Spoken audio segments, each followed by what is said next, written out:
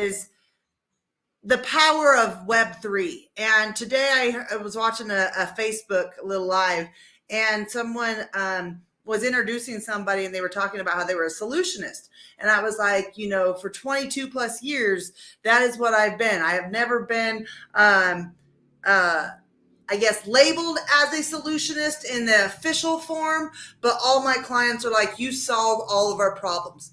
And the reason I say that is because Web3 is a solution. It is a solution to your business. And a lot of times we think Web3 or AI is either, we think of it in a bad lighting, like, maybe we've heard some horror stories or what if horror stories, or, theories. I don't like to call them the C theories, like conspiracy theories, because I think at the end of the day, we all just have a bunch of theories. And so that's the beauty of this life. But my point being is, we sometimes as humans automatically look at the negative aspect instead of the positive aspect of how things can be helpful instead of how it's going to hinder you in the future. And so today we're talking about from skepticism to success. And how do you get from skepticism to success? Boy, say that 6 times fast. That'll just get you tongue-tied. Well, how do you get there, Tara? Well, you learn information, you learn value, you learn knowledge. And once you can learn that knowledge, you can then apply the knowledge. A lot of times what happens is that we get knowledge, and then we have our morals, and we have our expectations and our ways of being, that then we filter it through. So we get this knowledge in, it comes into the top of the funnel, and then we have these levels of filtration, as we would call it. And as it sinks through this cone, and we go through the rose-colored glasses of how you see things and how you do things in your life, that is what shapes our opinions, whether they're good or they're fearful. It just is what is so. And so the best way to do it is to gain the knowledge and then be able to find out how it's applicable to you and is helpful to you,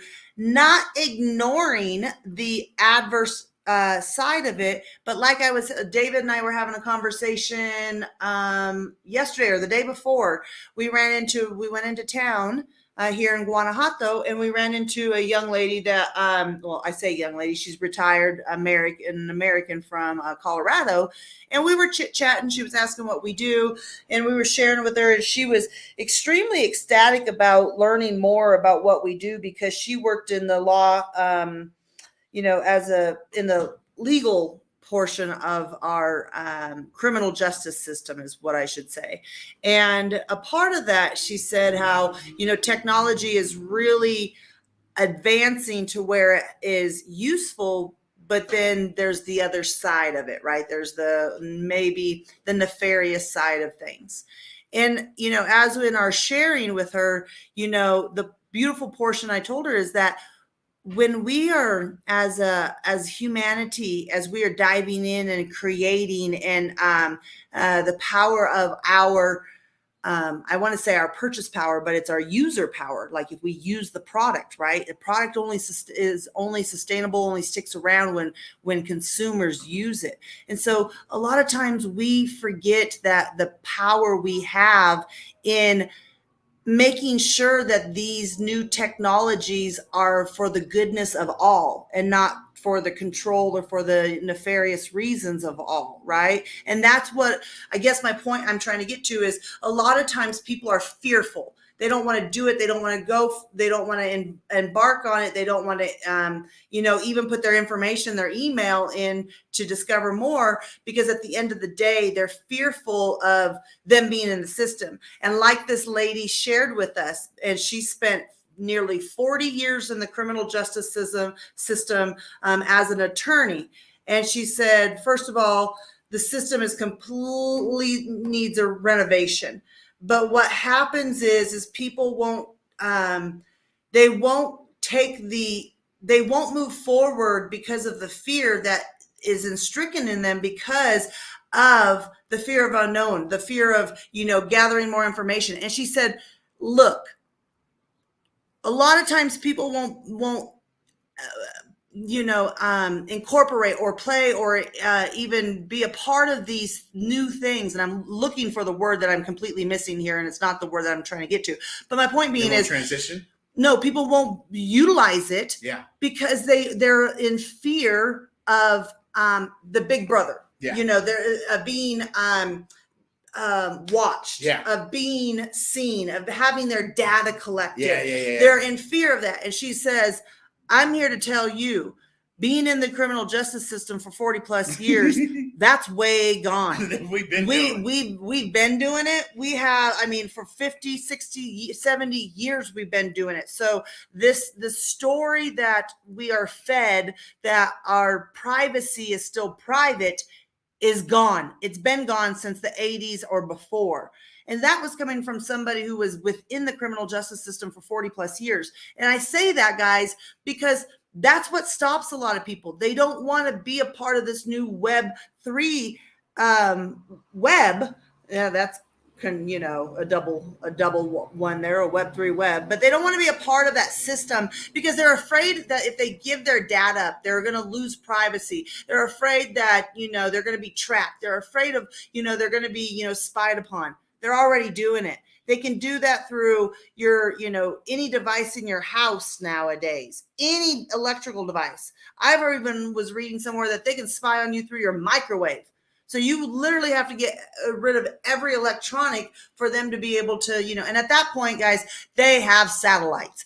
They have satellites that can hone in on a conversation anywhere. So the point of it is that we need to get past the fear and the skepticism, which is the whole point of this conversation, from skepticism to success. How do we navigate that? And it comes down to the simple fact that you have to understand that what you're hanging on to your privacy, it's been gone. It's been gone before I was born. So I was born into a world that was the illusion that we had privacy, and in reality, we do not. So get over it and make the transition. You have to move. And so take the knowledge you have, then become a kid. Then think about all the endless possibilities that will come down the pipeline through the process of knowledge, getting rid of the fear. So, on the other side of fear is absolutely everything that you want. But most people won't go past that. Will Smith is famous for saying that he went skydiving. And after he went skydiving, he was terrified of it, right? He did not want to go. But after he went through it, he said, I'd go again. And they said, why? He says, because everything on the other side of me jumping out of the plane was everything I wanted. Was everything that I wanted to feel, have, a part of an experience of. But because I was afraid of jumping out of the plane, because I was afraid of the what if, he said, once I jumped through that illusion of fear, I got everything I wanted. And that is what comes down to anything in this world. And so instead of fighting it, how about we embrace it? How about we start asking ourselves on a daily basis to say, you know what? I'm doing this task today.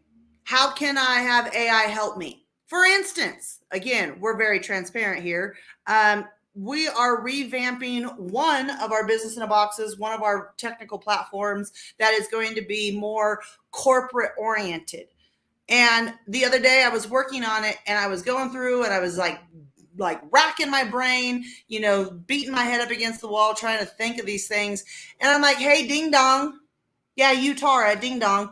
How about you use AI? Why are you not working together and trying to, solve these by utilizing a multitude of AI tools to help you? And that's exactly what I did. I stopped. I started utilizing AI, ChatGPT, Gemini, a few other things. I, mixed them all together because I'm kind of that person. I like to, take multiple recipes and mix them together and see what you get. And so when you do that, now I can take out the thinking, and I know how horrible this sounds, but I can take out the thinking that was literally brain draining me and move into creativity.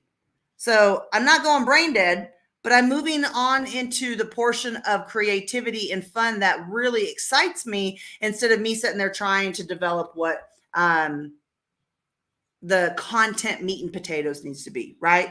And so it's coming down to that. How are we stopping? How are we asking ourselves, what are we doing today? How can I utilize Web3? How can I utilize AI? How can I, how? When you start asking the questions and you start then the question how then promotes you to go out and find solutions. And half the time you pull up to Hello LLC rooms like this and we're providing solutions. It's why we talk about the metaverse. It's why we talk about AI. It's why we talk about AR, VR. It's why we talk about fintech.